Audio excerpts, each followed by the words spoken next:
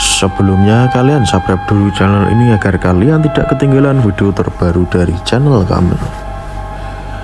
Mengenal Mahapatih, pejabat licik Majapahit yang tewas karena fitnahnya sendiri. Sosok misterius bernama Mahapatih memang membuat kondisi internal istana kerajaan Majapahit tak stabil. Banyak pertikaian dan pemberontakan yang berawal dari fitnah dan hasutannya. Bahkan sosoknya pernah memfitnah Mahapatih Majapahit Empu Nambi. Konon pertikaian itu membuat sang Mahapatih itu harus lengser saat pulang kampung ke Lumajang kala sang ayah Arya Wiraraja meninggal dunia. Sosok ini memang digambarkan secara kompak baik di Kakawin Para Raton dan Kidung Sorandaka menyebut Mahapatih ini sebagai pemfitnah yang pandai mengadu domba. Sosok Mahapatih ini dijelaskan begitu mahir mengadu kawan-kawan karib raja di awal pemerintahan Raden Wijaya atau yang dijuluki juga Kertarajasa. Selamat Muljana menuju puncak kemegahan sejarah kerajaan Majapahit. Penjelasan bagaimana kelicikan Mahapatih tak hanya terjadi di masa Jaya Negara saja, tapi sudah ada sejak era Raden Wijaya berkuasa. Tokoh Mahapatih sebagai pemfitnah yang pandai mengadu domba kawan-kawannya karib raja Kertarajasa pada awal pemerintahan kerajaan Majapahit. Tokoh Mahapatih tampil ke muka pada pemberontakan Ranggalawe. Pada Kidung Ranggalawe nama Mahapatih tidak disebut.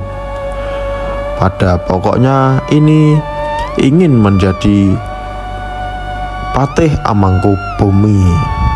Untuk mencapai tujuan itu, ia menjalankan segala macam fitnah terhadap orang-orang kuat Majapahit. Jika mereka satu demi satu telah jatuh, maka sudah dirintis jalan yang menuju jabatan Patih Amangkubumi. Dalam peristiwa pemberontakan Ranggalawe, ia mendapatkan alasan untuk menyingkirkan Lembu Sora. Sebab Lembu Sora membunuh Kebu Anabrang yang membinasakan Ranggalawe.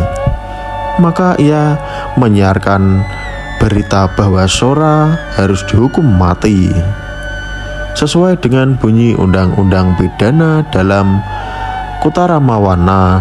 Barang siapa membunuh harus dijatuhi hukuman mati. Jika Sora telah berhasil disingkirkan, ia mulai dengan mengutik-utik kesalahan Nambi. Justru Nambi itulah yang jadi sasaran utama dari siasatnya. Nambi pun akhirnya jatuh pula bersama Nambi. Masih banyak lagi pejuang-pejuang Majapahit dalam perlawanan menantang tentara Kediri dan tentara Tartar. Pada zaman akhir kerajaan Singasari dan awal pembentukan kerajaan Majapahit, boleh dikatakan akibat fitnah dan adu domba Mahapatih itu banyak orang kuat Majapahit musnah. Namun akhirnya ia termakan pula oleh senjatanya yang berupa fitnah dan adu domba. Mahapatih mati pun dibunuh, namun tak diketahui secara pasti siapa yang membuat Mahapatih tewas. Tokoh Mahapatih merupakan soal sejarah yang masih menghendaki pemecahan.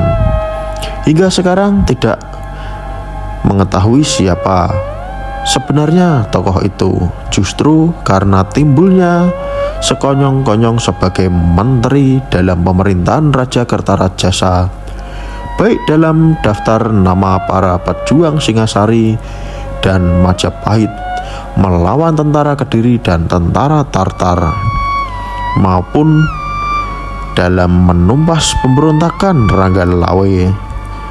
Nama tokoh Mahapati tidak dikenal. Namun tokoh itu sekonyong-konyong muncul dalam peristiwa pemberontakan Sora. Bahkan dalam peristiwa itu ia memegang peranan utama. Lagi pula nama Mahapati agak mencurigakan. Nama itu biasa juga digunakan sebagai nama jabatan atau Amangkubumi. Demikianlah akibatnya timbul teori untuk menyamakan tokoh Mahapati dengan Empu Nambi yang pada pemerintahan Kertarajasa memangku jabatan Patih Amangkubumi, namun penyamaan Mahapati dan Empu Nambi terbentur pada kenyataan bahwa Empu Nambi sendiri jauh sebagai korban fitnah dan adu domba tokoh tersebut. Menurut para raton pemberontakan Ranggalawe, Nambi dan Kuti timbulnya akibat fitnah atau adu domba Mahapati yang demikian liciknya hingga para pemberontakan itu menganggap bahwa satu-satunya jalan yang harus ditempuh ialah pemberontakan. Sebagaimana terdapat di Kakawin para raton, Mahapati akhirnya menemukan ajalnya setelah pemberontakan Rakuti berhasil dipadamkan. Ia dibunuh akibat fitnahnya sendiri. Dalam hal ini fitnah itu benar-benar bersifat kriminal. Fitnah yang demikian dengan sendirinya tidak memberikan kemungkinan untuk membangkitkan teori ketidakpuasan dari para pemberontak. Apa pendapat kalian tentang video ini? Silahkan beri komen di bawah ini. Mau bahas tentang sejarah mana? Kalian bisa request di kolom komentar.